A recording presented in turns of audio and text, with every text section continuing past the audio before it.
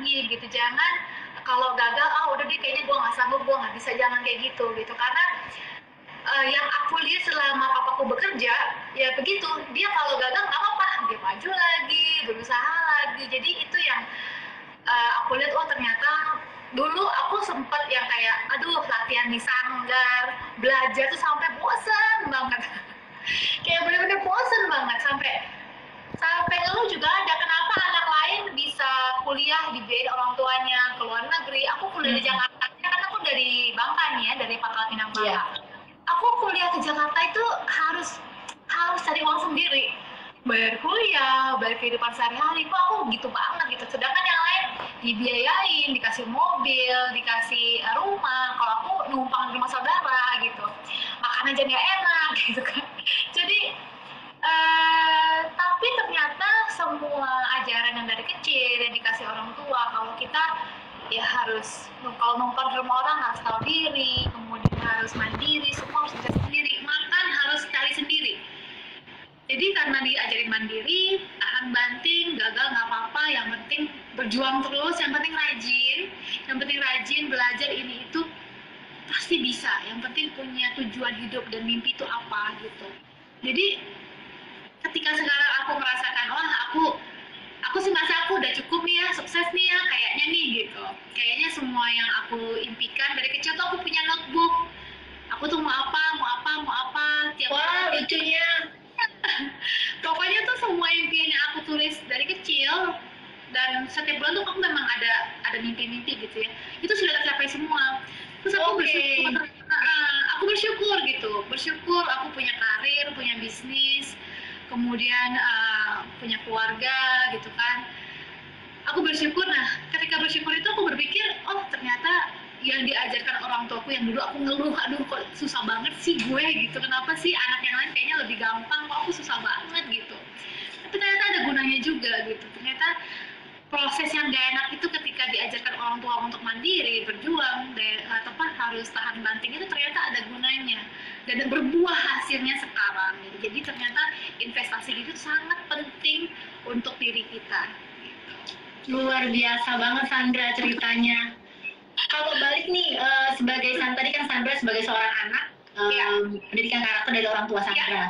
Kalau dibalikin sebagai Sandra Dewi sekarang seorang ibu, apa sih yang Sandra terapkan kepada Rafa sama Mika terkait dengan ajaran dari orang tua Sandra tadi? Oke, yang penting harus mandiri. Kalau aku, anak-anak harus mandiri.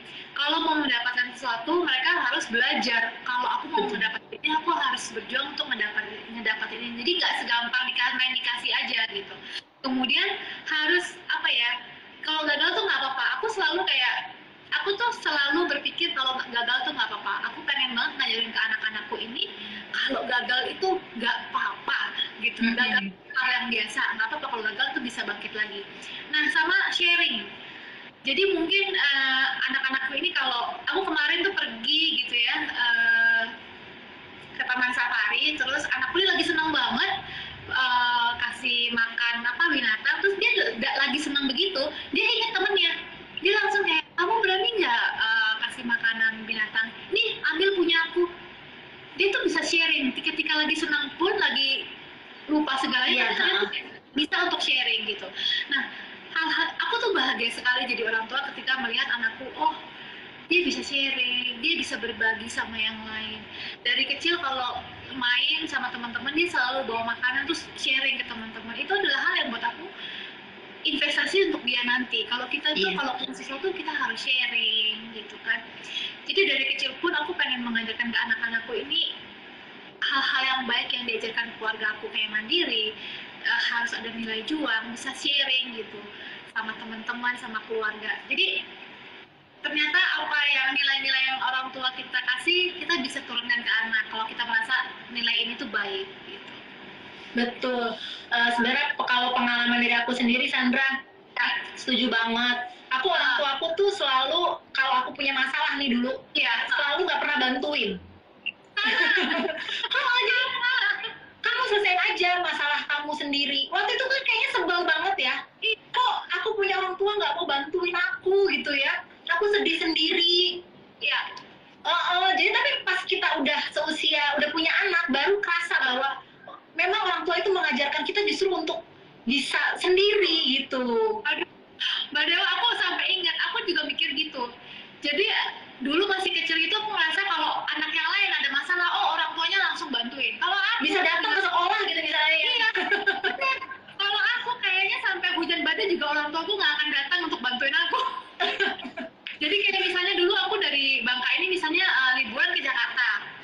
Misalnya kan dulu banyak patung-patung yang jangan disenggol, kalau disenggol jatuh ganti rugi gitu Iya, ya. iya. Aku bilang, misalnya aku nggak sengaja kesenggol nih patung-patung keramik ini pecah, orang tuaku nggak bakal ganti, nggak bakal kasih aku jawab sendiri. Aku tuh sampai mikir gitu, anak lain pasti orang tuanya oh langsung ganti bayar, aku tuh nggak mungkin digituin, disuruh tanggung jawab aja sendiri. Jadi memang itu benar, sama kayak Mbak Dewa, kita ada masalah bisa selesai sendiri.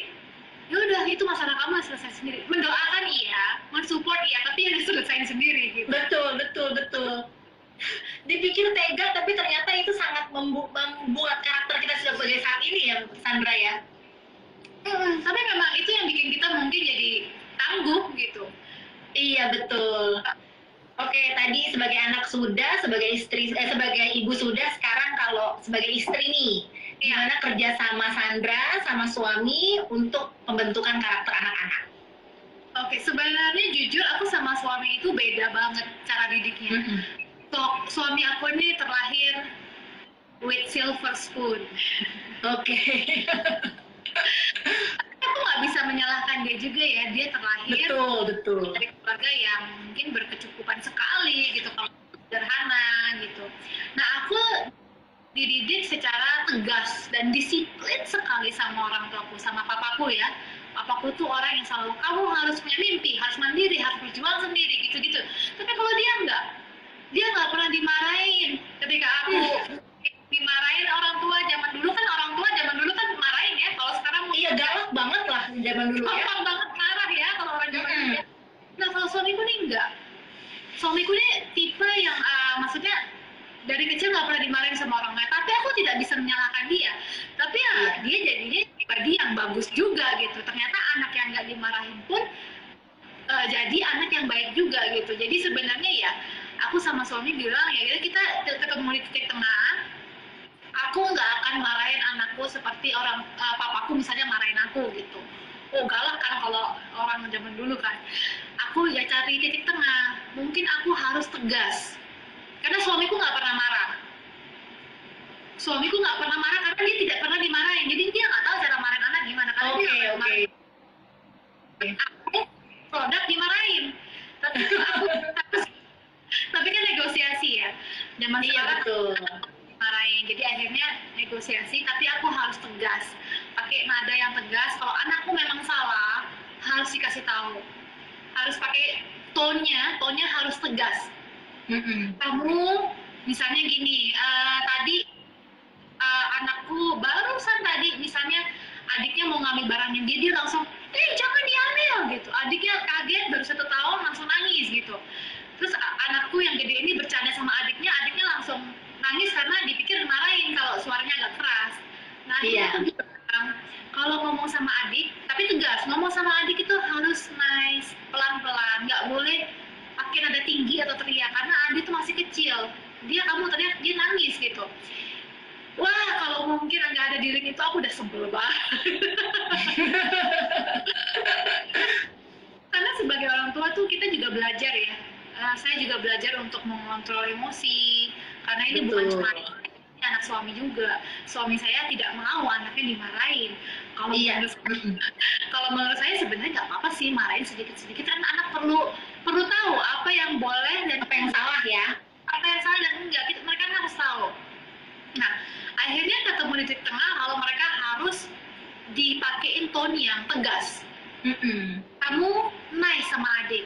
Kamu kalau mau ini harus begini. Kamu kalau mau ini kamu harus berusaha sendiri. Jadi pakai tone yang tegas nggak apa-apa. Tapi kalau marah suamiku nggak boleh. Jadi ketemu di titik tengah lah gitu. Oke. Sedikit berbeda kasusku sama Sandra. Kalau aku sama suami produk dimarahin dari kecil. Tapi pas udah jadi orang tua, suamiku nggak mau merasakan hal yang dia rasakan dulu. Jadi justru dia nggak mau marahin karena dia sebel rasanya dimarahin. Iya, itu. Betul. Kalau dimarahin tuh emang kayak nggak enak banget gitu kan. Nggak enak banget rasanya, itu benar. Jangan dimarahin, dan memang sekarang ini aku banyak belajar juga ya dari psikolog, dokter anak. Iya. Sekarang udah nggak boleh marahin anak. Kalau mungkin tipe orang zaman dulu ya, aduh apa-apa dimarahin. Iya, zaman dulu kan kita benar-benar apapun nggak boleh, ini nggak boleh, itu nggak boleh, nanti kamu jatuh gitu kan. Ini anak zaman dulu ya kita ya, jadi tahu lah pernah dimarahin rasanya seperti apa. Betul. Oke, lanjut lagi ke topik investasi yang lain. Saat ini masuk kita ke investasi masa depan untuk anak-anak nih. Ya. Kita juga penting kan untuk mempersiapkan diri dan anak-anak secara finansial sebagai pegangan di masa depan. Kalau Sandra juga sudah pasti menyiapkan investasi untuk masa depan anak-anak. Kira-kira bentuk investasi yang udah Sandra